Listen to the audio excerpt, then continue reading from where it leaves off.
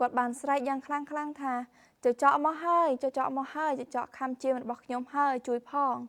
ពេលនោះអ្នកភូមិដែលនៅក្បែរនោះគឺបាននាំគ្នារត់មកយ៉ាងច្រើនដោយសារតែភាពបារម្ភពីក្មេងប្រុសម្នាក់នឹងហ្វូងជាមរបស់គាត់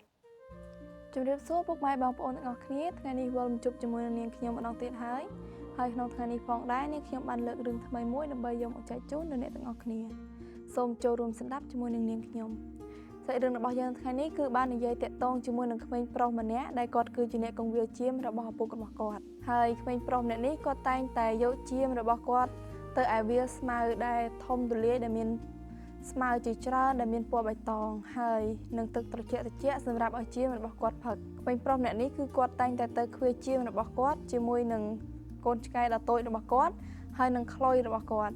ទោះបីជាគាត់មានខ្លុយហើយនឹងមានកូនឆ្កែទៅជាមួយក៏ដោយក៏គាត់នៅតែមានអារម្មណ៍ថា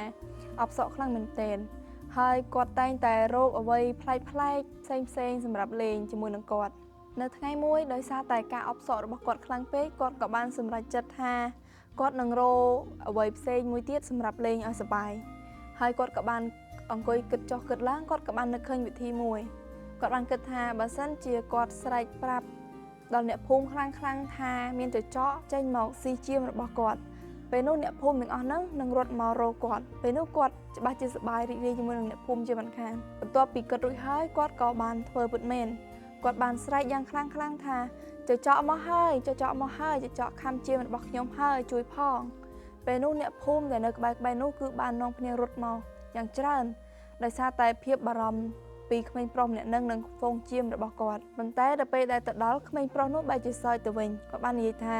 អ្នកទាំងអស់គ្នាចាញ់បោកខ្ញុំហើយខ្ញុំគ្រាន់តែស្រែកលេងតែប៉ុណ្ណោះពេលនោះអ្នកភូមិក៏បានខឹងដល់គាត់ជាខ្លាំងដោយសារតែគាត់បាននិយាយកុហកដល់ពួកគាត់បន្ទាប់ពី 3-4 ថ្ងៃក្រោយមកទៀតគាត់ក៏នៅតែបន្តការស្រែករបស់គាត់ទៀតរហូតដល់ថ្ងៃមួយ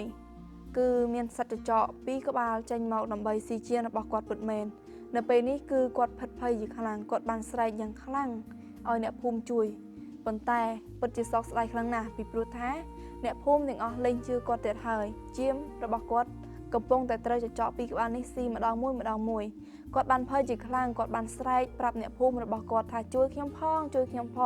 ចកបានស៊ីជាមរបស់ខ្ញុំអស់ច្រើនណាស់ជួយខ្ញុំផងកូនឆ្កែរបស់គាត់ខំប្រឹងព្រុសដេញចចកប៉ុន្តែវាគ្មានប្រយោជន៍នោះទេ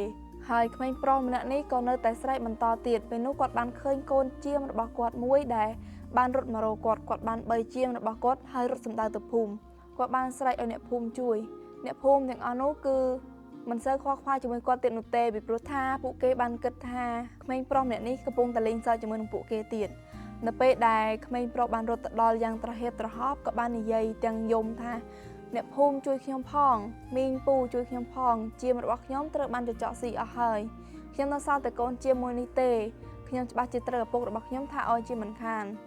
ពេលនោះអ្នកភូមិទាំងអស់ក៏បានរត់ទៅឯកន្លែងឃ្វាលហ្វូងជាមរបស់គាត់គឺពិតជាឃើញចចកកំពុងតែស៊ីជាមរបស់គាត់ពិតមែនអ្នកភូមិក៏បានជួយដេញចចកត្រឡប់ទៅវិញប៉ុន្តែសោកស្ដាយខ្លាំងមែនទែនពីព្រោះថាជាមរបស់គាត់ត្រូវបានស្លាប់អស់បាត់ទៅហើយដោយសារតែចចកគាត់មានការសោកស្ដាយខ្លាំងមែនទែនហើយនៅពេលដែលគាត់ត្រឡប់ទៅផ្ទះវិញគាត់បាននិយាយទាំងទឹកភ្នែកប្រាប់ដល់ឪពុករបស់គាត់អំពីកំហុសរបស់គាត់ដែលតែងតែធ្វើកន្លងមកគាត់បាននិយាយប្រាប់ឪពុករបស់គាត់ថាពុកខ្ញុំដឹងខុសហើយខ្ញុំសុំទោសខ្ញុំមិនអាចការពារកូនជាមរបស់ពុកបានទៀតនោះទេពីព្រោះថាការលេងសើចរបស់ខ្ញុំនិងការអបសុករបស់ខ្ញុំបានធ្វើឲ្យអ្នកភូមិលែងមានទំនុកចិត្តលើខ្ញុំទៀតហើយនៅក្នុងថ្ងៃនេះគឺមានចចក2ក្បាលដែលបានចេញមកស៊ីជាមរបស់ពួកយើងហើយខ្ញុំមិនអាចការពារជាមរបស់យើងបានទៀតនោះទេខ្ញុំពិតជាសោកស្ដាយខ្លាំងណាស់ដែលខ្ញុំមិនអាចការពារហ្វូងជាមរបស់ពុកបានហើយខ្ញុំនៅសល់តែកូនជាមួយនេះទេសម្រាប់ឪពុកពេលនោះឪពុករបស់គាត់មុនដំបូងគឺមានអារម្មណ៍ថាខឹងគាត់ជាខ្លាំងប៉ុន្តែនៅពេលដែលគាត់បានដឹងថាកូនប្រុសរបស់គាត់បានដឹងកំហុសគាត់ក៏បានលើកលែងទោសឲ្យកូនប្រុសរបស់គាត់ហើយក៏បាននិយាយថាឃើញទេការលេងសើចរបស់កូននិងការអបសុករបស់កូនវាអាចធ្វើឲ្យកូនមានបញ្ហាហើយអាចធ្វើឲ្យអ្នកភូមិទាំងអស់លែងទុកចិត្តកូនទៀតកូនត្រូវចាំកូនមិនត្រូវលេងសើចបែបនេះទៀតនោះទេក្មេងប្រុសក៏បានលូតជង្គង់សុំទោសដល់ឪពុករបស់គាត់ហើយទាំងទឹកភ្នែកឪពុករបស់គាត់ក៏បានមកអបគាត់ហើយក៏បាននិយាយលើកទឹកចិត្តគាត់បន្តទៅទៀតហើយអ្នកភូមិទាំងអស់គ្នាក៏បានដើរមករកគាត់ហើយជួយនិយាយលើកទឹកចិត្តដល់ក្មេងប្រុសម្នាក់នេះថាមិនត្រូវឲ្យលេងសើចបែបនេះទៀតនោះទេ ពីព្រោះថាការលេងសើចបែបនេះវាធ្វើឲ្យមានគ្រោះថ្នាក់ឬក៏វិនាសដល់ថ្ងៃអនាគតរបស់យើងព្រោះថាយើងមិនអាចមើលឃើញថ្ងៃអនាគតរបស់យើងនោះទេថាវានឹងមានរឿងអ្វីកើតឡើងមកលើយើងហើយរឿងរបស់ខ្ញុំនៅថ្ងៃនេះក៏មានតែប៉ុណ្្នឹងខ្ញុំចង់លើកទឹកចិត្តដល់អ្នកទាំងអស់គ្នាគឺដូចជាឪពុកនិងអ្នកភូមិដែលបានលើកទឹកចិត្តដល់ក្មេងប្រុសម្នាក់នេះថាមិនត្រូវយកភាពអបសុខរបស់ខ្លួនដើម្បីបោកបញ្ឆោតឬក៏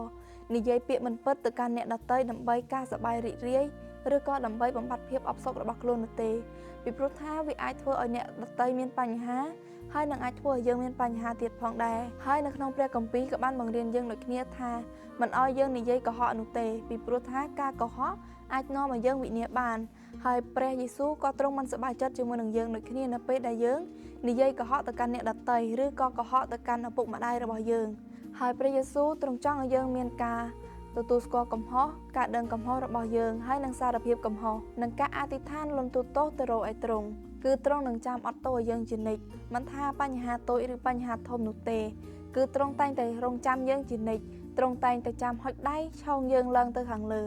ទោះបីជាយើងធ្លាក់ចុះខ្លាំងប៉ុណ្ណាក៏ដោយក៏ទ្រង់នៅតែអាចលើកយើងបានពីព្រោះថាព្រះយេស៊ូវទ្រង់បានស្រឡាញ់យើង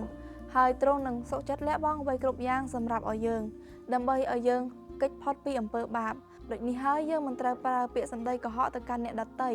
ជាពិសេសគឺកុហកទៅកាន់ឪពុកម្ដាយដែលជាអ្នកមានគុណរបស់យើងអ្នកមានគុណរបស់យើងគឺគាត់មិនចង់ឲ្យយើងចេះកុហកនោះទេ